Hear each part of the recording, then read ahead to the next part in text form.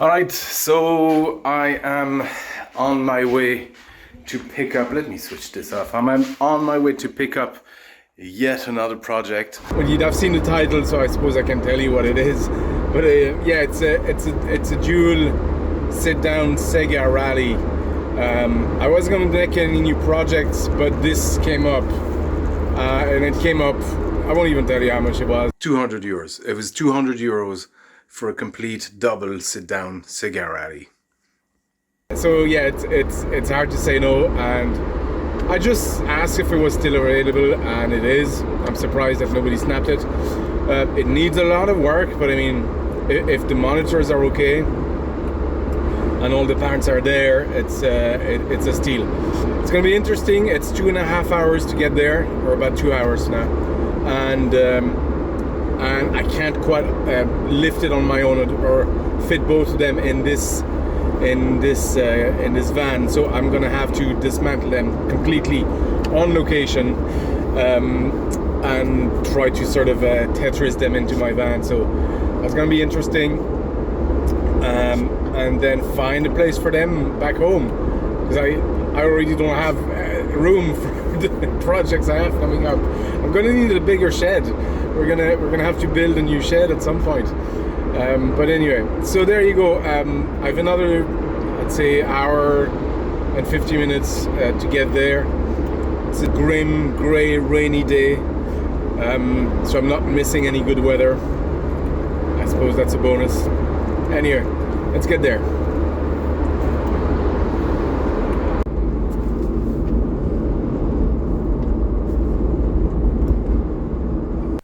Okay, what's going on? I'm a ninja. Yeah, that's not a ninja. Yes, it is. Okay, you're a ninja. Okay, why are you a ninja? I'm following the way. The way you're following you're following the PCB way. I can't. I'm not doing this. PCB Way offers manufacturing services along with part assembly. They also offer a number of fantastic services like CNC, metal sheet fabrication, 3D printing, and even injection molding, turning it into a one-stop shop for all your DIY projects. So go to PCB Way, upload your project files, and get an instant quote. And thank you to them for sponsoring this video. I'm keeping the money, Ali. That van is full to pretty much the top.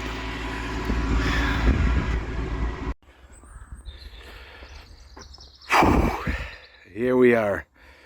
Man, that was a trip and a half. I had stuff as well. I started taking some of them as well. I have a couple of sheets of metal over there.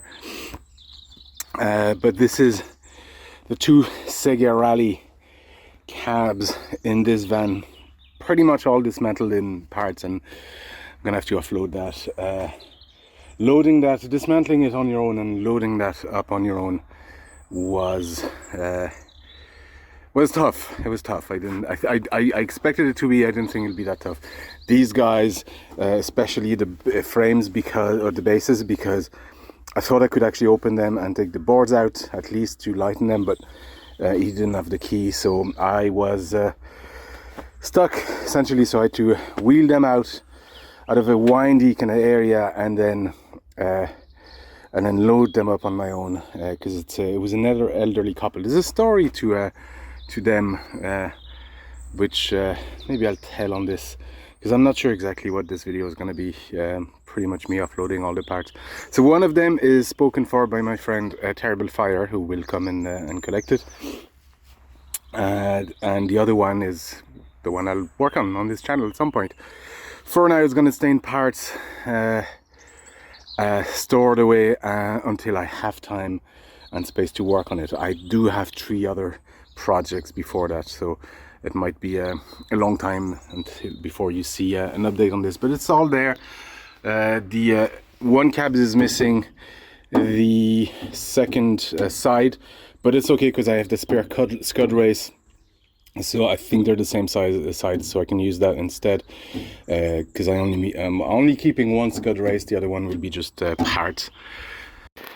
Oh my god, I'm putting things wherever I can, but this is the coin box, and right now I have found I didn't know this was there. I did actually check whether there was a coin acceptor in there, and there wasn't, so I just assumed there was no coin. I would have told that man if he wanted them back. I guess now, I suppose that's my own luck. But 1, 2, 3, 4, 5, 6, 7, 8, 9, 10, 11, and there is a pile of coin here left. Oh dear, oh dear. That's 89 euros and 10 cents in the coin acceptor box, or whatever this was. I had to actually, because it just kept coming, I had to dismantle, well, just take this out just to get them. And then when I thought I was finished, I could hear some rattling. There's a little tiny little thing here, and that was full to the brim of coins as well. I think that's all of them. Yeah. Holy crap! That lowers that lowers this already cheap grab considerably, pretty much to half. That's insane. Thankful though, it'll pay for the petrol and the manpower. I've found coins and money before. I think the most I found was about 10 euros, but this is something else. Awesome stuff. Other thing I found was those old Irish pounds. You'll excuse the hands are absolutely dirty, but Irish punts before we changed over to the euro, and from a time where, you know, the mark of the UK was still very much in Ireland, although they ended up using their own pound system. But yeah, very, very cool. And I thought these were beautiful. Very, very sort of sober and tasteful with these old, very much Celtic inspired kind of representation of animals. Absolutely beautiful. This one in particular is from 1971. That's a pretty cool find. It's rare to find. Usually you find the 20 and 10p's. It's very rare to find 50p's. But the £1 coin is, it's quite a rarity. I'm making a pile here for my friend Terrible Fire. So we got the seat bezel. There's only one side here. But the scud race is the same, so if he wants, you know, I'll give him that on the spare scud race. Here's the control panel. I really like those wheels because they actually come back, which my scud race doesn't have a spring back, so it's really handy. I mean, that's all working. It'll need a clean, maybe a respray. Monitors here. There's a little bit of burn on both monitors. You can see player, racing, something. It's kind of hard to read with the reflection, but other than that, it's not too bad. I mean, once the monitor is on, it'll be we won't even be able to see it really.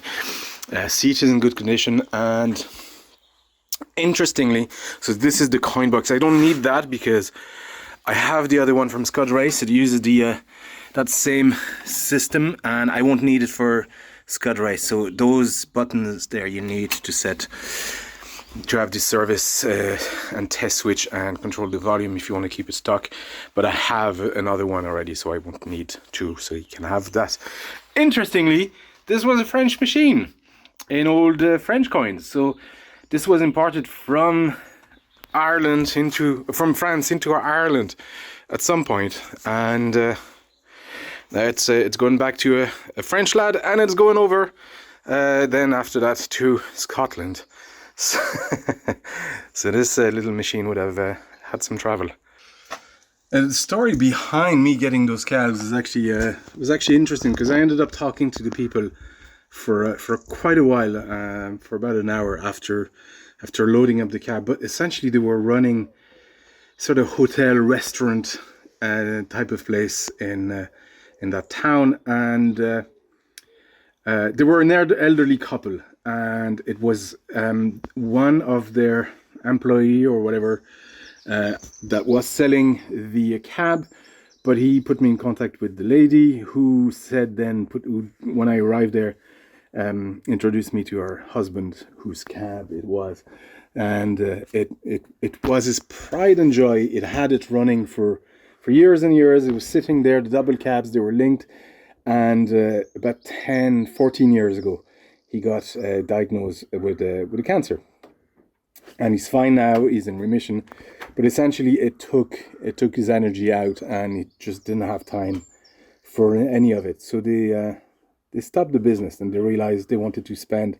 That's him explaining that to me there, and it was actually lovely that he felt he could tell me. But they decided to close the business and actually spend more time together and with their children, and just enjoy life, because they were working in this place like 24/7. Like, their life was dedicated to that. So they closed the place, and with it, obviously, the machine stopped working. They played it for a while, and then they needed the room for something else, so they moved it in storage, and there it's had for the next 10 years or so. And this is the inside of the base. Once you've removed the seat that is over there, so the seat is actually over this unit, the screen is here, and the foot pedals are somewhere there. Anyway, so here we've got our Model 2 stack. It's I think a 3-board stack with all the filter board here and the connector board, so we can actually safely connect that whole stack to the rest of the cab. Here we got our sound amp. This is a low pass filter for the subwoofer, because there's a subwoofer sitting inside the cabs. You can actually see it right here. That's a speaker there in that box. And so yeah, sound amp, low pass. This is the driver board for essentially the motor and the outputs and all this kind of stuff. Don't know, fuse board, looks like there's a fuse there. There's another connector board here that doesn't do much other than provide connectivity. This is our power supply for pretty much everything, so we should get, I think we get 12, there you go, it says here, +5, +12 and -5. And here is our step transformer for, well, we're putting 220 here. I think this turns out 100 volts for the rest of the cab, and we got just a filter here and connectors. There you go. It's not as complex as the Model 3, because the Model 3 has another, I think the Model 3 has two sound amps like this. There's a driver board and another where there's a voltage regulation board for the motor, and a driver board, and another type of power supply. It's a bit more involved. This is actually a lot simpler, dare I say, but it's quite a bit of work. So ideally you'd want to either recap or completely replace that.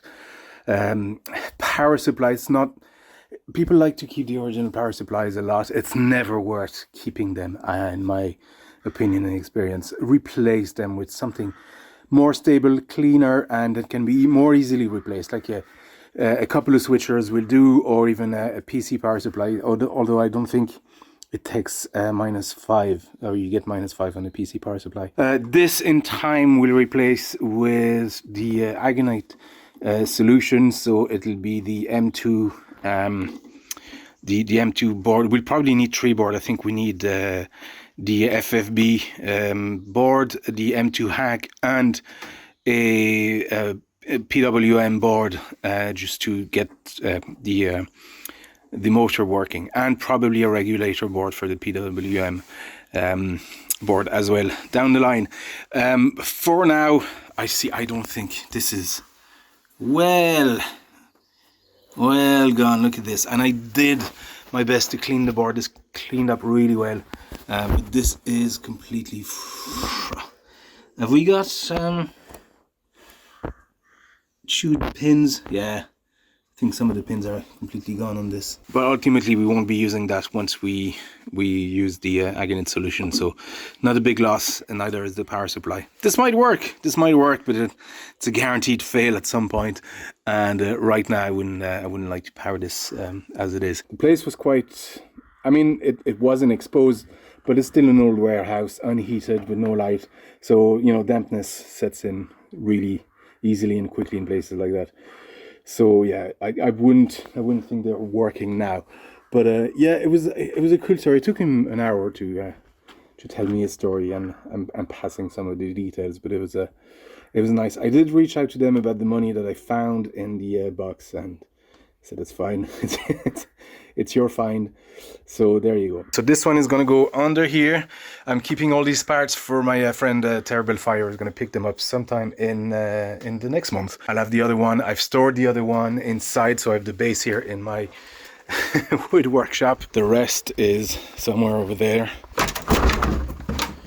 and the rest is somewhat safely stacked here and there. In this current mess, man, I need to get this thing out of the way. I've started working already on it. I'll do a video, but you can see the this is the Model 3 board. So we got the same filter board, same different color, but same audio amps. Here we get the controller board, driver board, and here we get the voltage board for the, well, I call it voltage board, there's more than that, but for the motors. So there's a bit more on there, and then the power supply sits on what is essentially the Model 3 cage. Anyway, I went for a walk after finishing that last segment, and I got a bit more time to think about it again. The more I'm thinking about it, the more, because I forgot initially the man was a bit cold with me, and I'm not sure he was too keen on, well, he wanted to move it, that much was clear, and he kept telling me, you're making it, you know, it's a good deal, it's a solid, you know, very, very good deal, you're making a great deal on this. And I told him I was going to restore it to shiny working conditions, and you know, clean it up and, you know, probably get it back running. Kept telling him, oh, you'll make a lot of money on that when you sell it. And then suddenly after, I think it was about 20 minutes in, it took me about 2.5 hours really to dismantle it. Suddenly about 20 minutes in, when I said, oh no, I'm not selling these. I said, one is going to a friend who's taking it, and said, I'm giving him that half.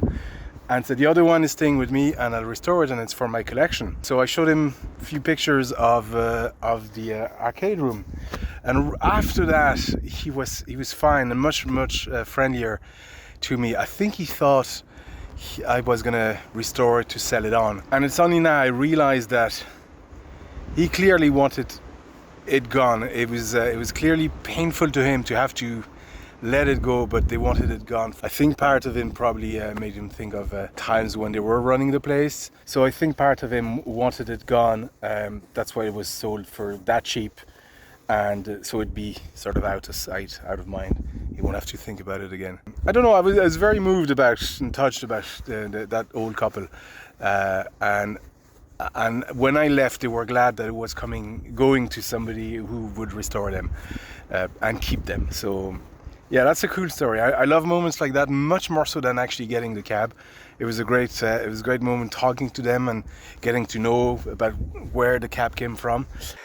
Looking at the second base, I'm actually taking it apart, and this is the one I'm keeping. But for the power supply, they've done exactly that. 2 switchers here, which is far more reliable. One, okay, two that do plus and minus 5. And it's actually been wired correctly. Oh, is it? It's been chewed up. I need to address that as well at some point. We certainly don't want that. I think these are just ground wires anyway. Still, I need to review all the connections, I suppose. But yeah, so I'm gonna clean this thing. It's absolutely disgusting. Look at this. Oh dear. Anyway, I'm tempted to want to respray it, but could I rust treat it so that the rust on this stabilizes, and maybe I can go over, because I don't want to lose. See, a lot of that stuff is yeah, I'm not sure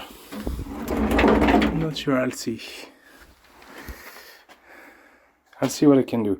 It's not for now. I need to stop myself and just put this aside, because otherwise I'll start working on this one and finish my scud race. Yeah, stop it. Yeah, folks, this is a short one, really, just a grab. I still have no idea where I'm going to put it or when I'll have time to actually restore my half of the cab, because like I said, Terrible Fire is taking the other half. He's been looking for a Crazy Taxi for a long time. It's his favorite game, and in fact, if it wasn't for him, I probably wouldn't have picked this up because I just don't have the space. But there you go, I have a Crazy Taxi now out of it. A Crazy Taxi, Sega Rally out of it. And there you go, folks. Thank you for watching, and see you next time.